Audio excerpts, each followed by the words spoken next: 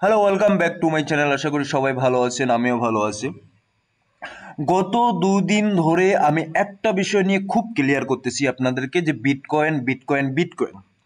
যাই হোক, যদিও ওইভাবে রেসপন্স আপনাদের পাই নাই যে আসলে বিটকয়েন জিনিসটা কি, বিটকয়েন নিয়ে কেন আমি কথাবার্তা বলি, খুব বেশি কথাবার্তা বলি বিটকয়েন নিয়ে। আমি আজকে কিছু কিছু কথা বলবো যেগুলো বিটকয়েনের সম্পর্কে তো রিলেটেড, এবং বিটকয়েন কেন এত বেশি পাম্প করতেছে, কি কি কারণ আছে এই জায়গায়, সেইগুলা নিয়ে একটু কথাবার্তা বলি। তাহলে আপনারা বুঝতে পারবেন যে আসলে কেন বিটকয়েন এত উপরে যাচ্ছে। প্রথমত দেখুন, আজকে এই পর্যন্ত এখন যে মার্কেটের সিচুয়েশন, সেখানে কিন্তু বিটকয়েন অলরেডি তার অল টাইম হাই নতুন করে ক্রিয়েট করছে। $2 কম 97,000। সো এটা কিন্তু মাস একটা বুলিশ মুভমেন্ট বিটকয়েনের জন্য।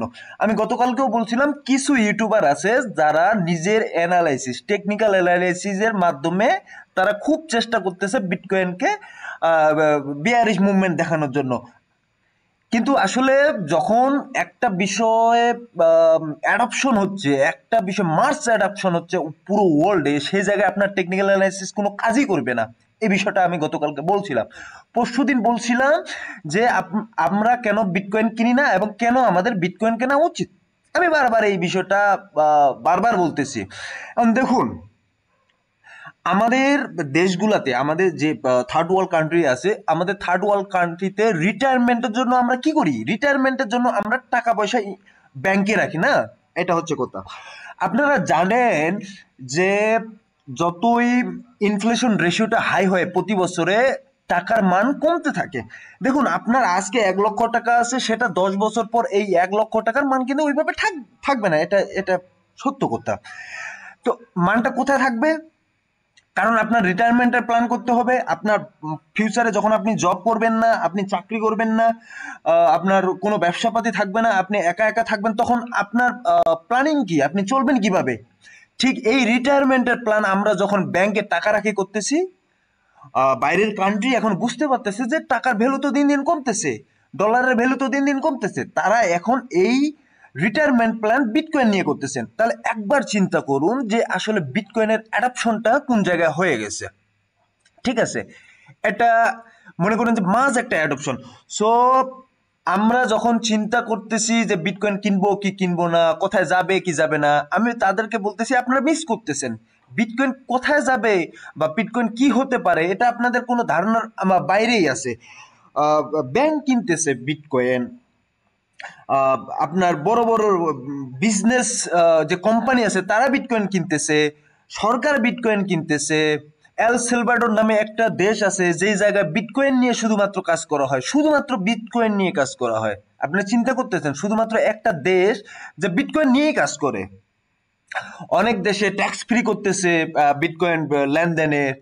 অনেক দেশে আপনার বিটকয়েনকে সেই রিটায়ারমেন্ট প্ল্যান করতেছে। তো এই বিষয়গুলো আমরা কখন বুঝবো? এই বিষয়গুলো যখন আমরা বুঝতে পারবো, তখনই তখনই আমরা রিয়েলাইজ করতে পারবো যে হ্যাঁ, বিটকয়েন কোন জায়গায় পৌঁছাতে পারে। এখন দেখুন, এই জায়গায় একটা আপনাদেরকে বিষয়টা দেখাই যে এই বিষয়টা দেখুন, এখানে what seems to be happening, আমরা যে জিনিসটা মনে করতেছি, এখানে ডলারের বিপরীতে বিটকয়েনের যে অবস্থানটা বা মুভমেন্টটা, আমরা চিন্তা করতেছি ডলার একটা স্টেবল মানি কারেন্সি, স্টেবল কারেন্সি যেটা সমান্তরাল ভাবে যাচ্ছে, এবং বিটকয়েন যেটা কারেন্সি সেটা উপরের দিকে যাচ্ছে। এটা ঠিক আছে, কিন্তু রিয়েলিটি কি আপনারা দেখেন। এই জায়গায় রিয়েলিটি হচ্ছে বিটকয়েন আসলে স্টেবল, বিটকয়েন স্টেবল, বা ডলার এই জায়গায় দেখুন বা আদার্স মানি দেখুন, তারা কিন্তু আস্তে আস্তে তাদের ভ্যালুটা কমতেছে। মাইকেল সেলোর, মাইক্রোস্ট্রাটেজির যে সিইও মাইকেল সেলোর বলছে যে 50 বছরে, গত 50 বছরে ডলারের যে দরপতন হয়েছে, ডলারের যে মূল্য হ্রাস পেয়েছে অলমোস্ট 80%। তাহলে চিন্তা করুন, তিনি এই কথাটাও বলছেন, তাহলে চিন্তা করুন বাইরের যে কান্ট্রির কারেন্সি আছে সেই কারেন্সির অবস্থা কি পর্যায়ে চলে গেছে। তো আপনি একটা বিষয় নিয়ে পরিশ্রম করতেছেন, আপনি টাকার পিছনে ছুটতেছেন, আপনি টাকার জন্য পরিশ্রম করতেছেন, সেই টাকা কেউ প্রিন্ট করতেছে, ডলার কেউ প্রিন্ট করতেছে এবং আপনার হাতে তুলে দিচ্ছে। এটা এটা কি ফেয়ার? আপনার মনে হয় এটা ফেয়ার না, কারণ ওই টাকার কর্তৃত্ব কিন্তু আপনি করতে পারতেছেন না।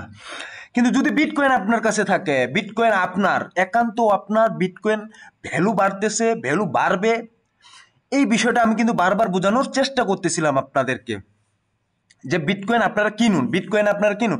দেখুন এই জায়গায় একটা আছে, আপনারা কি জিনিসগুলো বোঝার চেষ্টা করুন, তাহলে হয়তোবা এই বিষয়গুলোতে নিয়ে আর আমার বেশি কথা বলা লাগবে না। দেখুন এই জায়গায় যে প্রেডিকশন করা হচ্ছে যে wealth that I have found range from 100 trillion to 300 trillion, এবং 200 মিলিয়ন যে কয়েন আছে that give each coin value of about 10 million. এক একটা কয়েনের বিটকয়েনের এক একটা বিটকয়েনের মূল্য 10 মিলিয়ন করে যাবে, এটা এক্সপেক্টেড। এবং এটা কেন যাবে সেটা আপনাদেরকে বলছি অলরেডি, যে আসলে কান্ট্রিগুলা, ব্যাঙ্কগুলা, JP Morgan bank, black rock, others যে ব্যাংক আছে, কান্ট্রি আছে, তারা কিন্তু বিটকয়েন নিয়ে খুব অ্যানালাইসিস করতেছে, রিসার্চ করতেছে।